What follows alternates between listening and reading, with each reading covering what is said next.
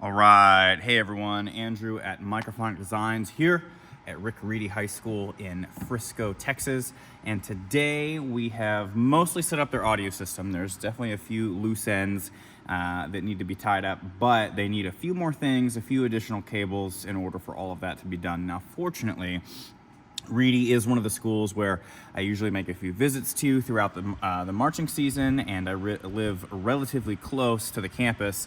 You know, that being said, like, there will definitely be a few things that I have to help them out with kind of from afar for just a little while until we start getting some of the scheduling done. But for now, I'd love to show you guys kind of the big picture of what's going on with our front ensemble and how we're doing some of the microphones and everything.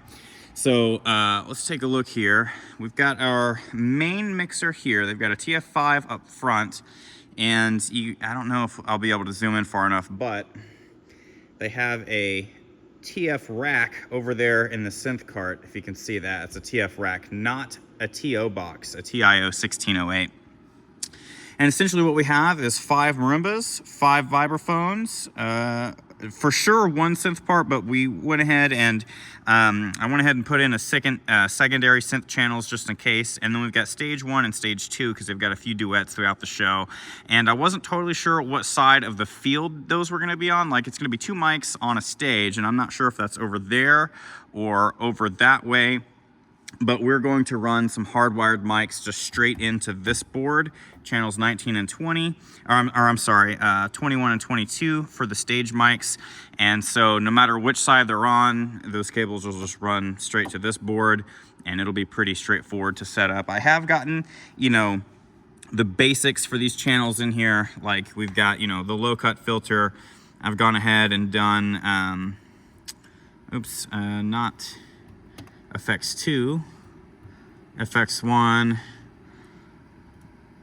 there we go, getting those sends set up before I forget.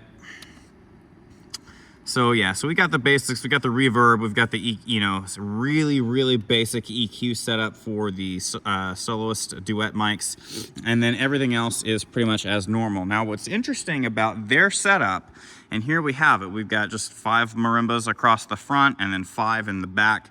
What's interesting is that because they have a TF-Rack, we are using the slot card, the Dante network, but it doesn't work how it normally does with the TO box, where they actually have in the TF-Rack one of those Dante slot cards in that mixer, and then another Dante slot card in this mixer. And so basically the way that this works is that the TF-Rack is what handles phantom power and is what handles the gain, and then in this mixer we're just accepting that signal and then putting our EQs on and doing our panning and all of that other good stuff. So essentially their TF-Rack over there is acting as a TO box, but in a slightly different way, where here in the main console, we're not adjusting gain here because this is digital gain, right? So we're not adjusting the phantom power gain from here. We're doing it from the box over that way. And I'll show you guys sort of a close-up on that here soon. They also invested in and were able to purchase some new QSC speakers. Now, they did not purchase these from me. They wound up going through another local store, and that's okay. I'm helping them get this stuff set up though. The field frames are on back order, and so what I've done to try and help them get set up is I've at least color-coded the back of these things so that they know where the speak-on cables are gonna go. And speak-on cables are actually part of what they need to get in order to, you know, finish the setup here. And I'm sure we'll be able to get those no problem. Now, what's interesting about these QSC speakers is that these are passive, so we are going to be using their Yamaha P7000S amplifiers.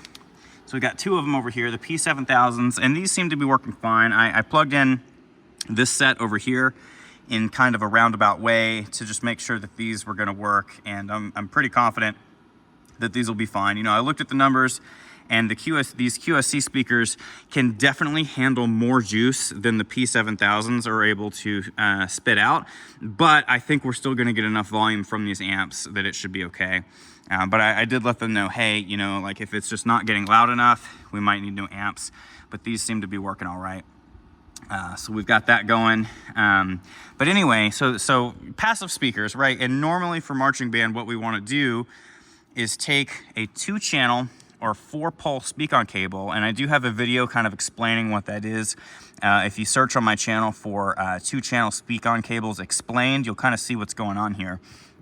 But essentially, this cable is carrying the signal for the mains, the top speakers, and the sub. And usually what we would want to do is have a box or have the sub modified to split the signal so that when the 2-channel speaker cable gets to the sub, the signal splits. Well, believe it or not, we do not have to modify the QSC E series. Check this out. This is their input guide. So when we're looking at the 18, so here's the E series. They've got the E218 SWs. And if you'll see here, the 2+2-, so this is sort of representing the input jack. It's showing us that they've already done a throughput for the 2+ and 2-. So on the top connector, the 2+2- ports are connected down to the other connector. And so what that looks like over here on the sub, I'm gonna see if I can show you this because the little input thing is like way down here. So let me show you. Pull this old thing out. There we go. So it's not really showing up too well, but you'll see 2+2- is a throughput.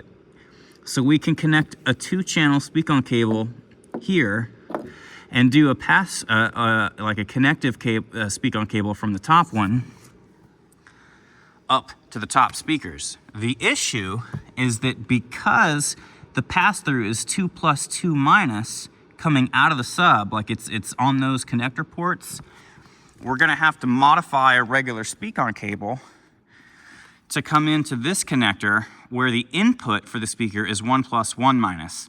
So we're gonna need to get a single channel speak-on cable, modify where the copper wires connect on one end, so that on the side that connects to the sub, it's receiving signal from the sub on the 2+2- connectors, and when it reaches this speaker, the little copper wires should be connected to the 1+1- ports inside, and then we just have a regular jumper cable that goes between the two. So that's kind of confusing, but that's kind of what we're dealing with. And I don't totally know if that is what the local shop that set the school up with these speakers was intending, but that's what we're gonna do because we wanna be able to run one speaker to each side from the mixer cart. And we also want to have separate control of our subwoofers with a slider.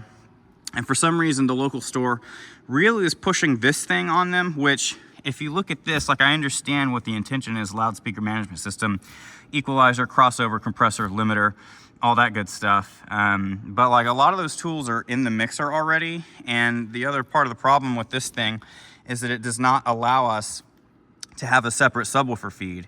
So I've never in my whole time doing this have ever found a need to use one of these things.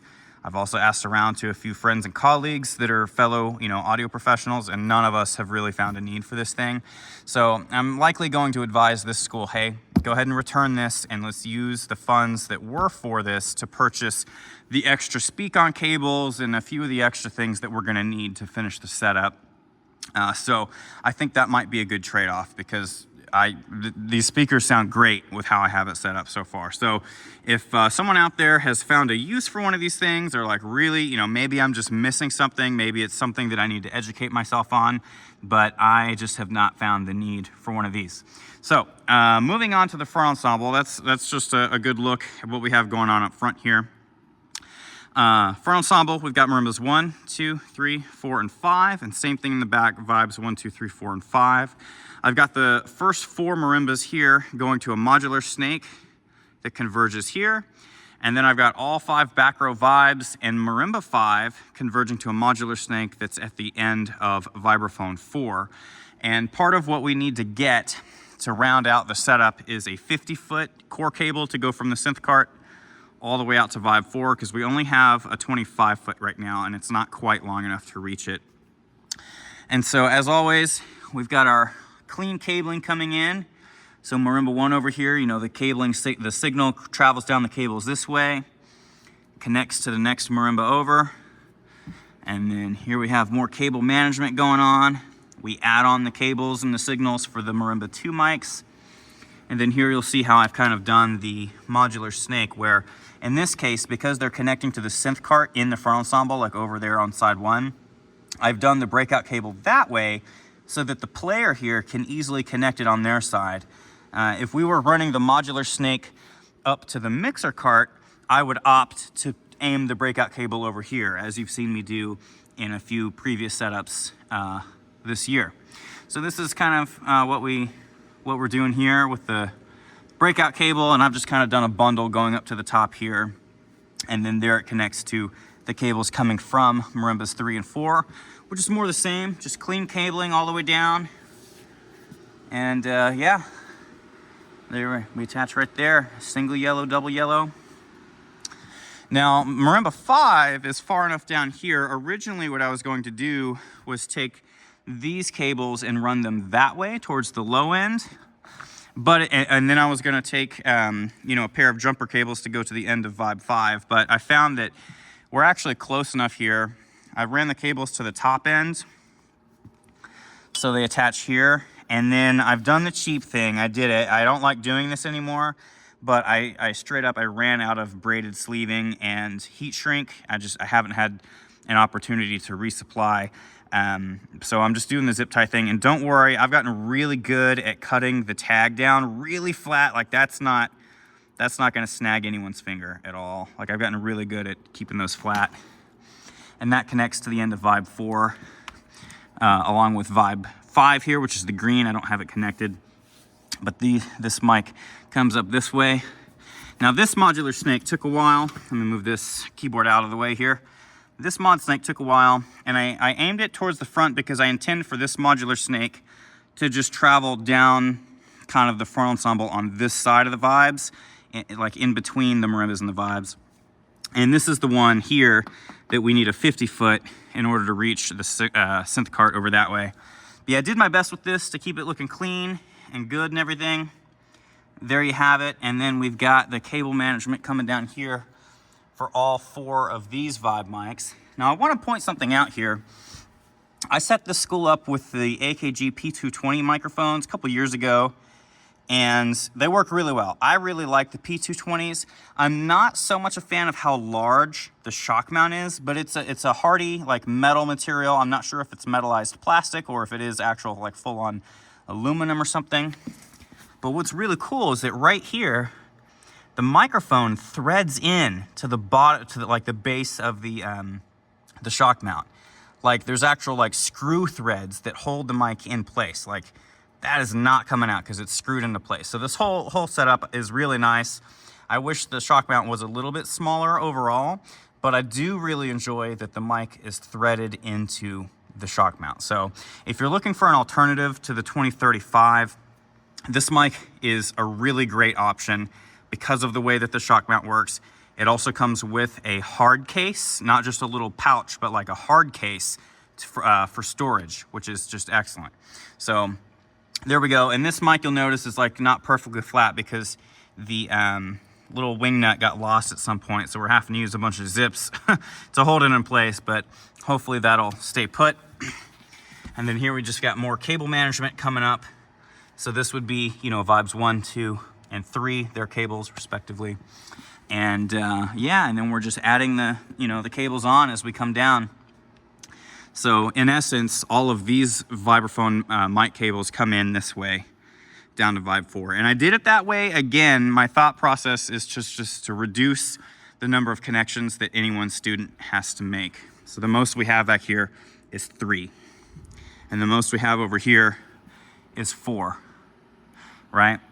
The mod snakes come back here. Now the synth cart is in this position because I was just testing some things out and working, and also the lighting is off over back here, so I couldn't really see. So I turned it around so I could see. And again, we've got a TF-Rack.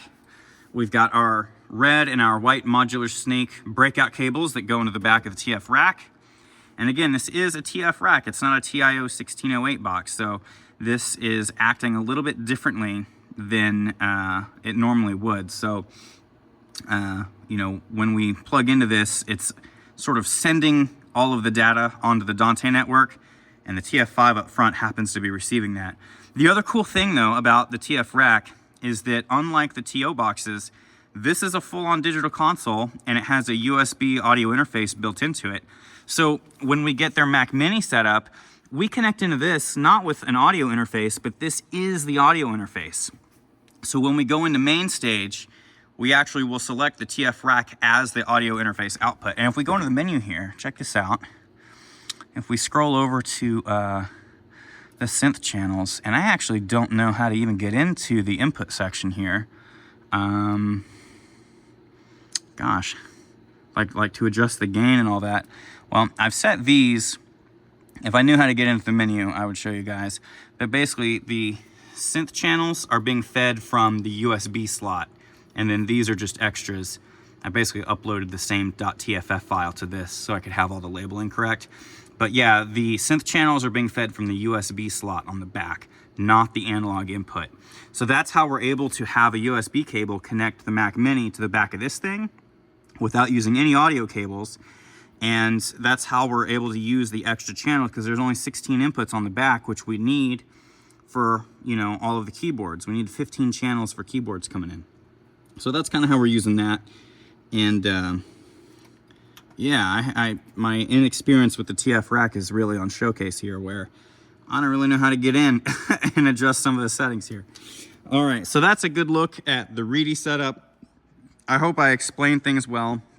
A little bit of a different setup because of the TF-Rack and because we still need a few cables to finish everything out.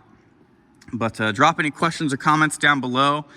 I'm happy to chat with all of you out there about this stuff. I love doing this type of work. It's exhausting, especially this time of year, doing all these setups, but it's very rewarding, and I hope that I'm able to make a difference for these directors so that this is one less thing they have to worry about. Anyhow, y'all, hope you're well. Take care. I will see you in the next one. Peace.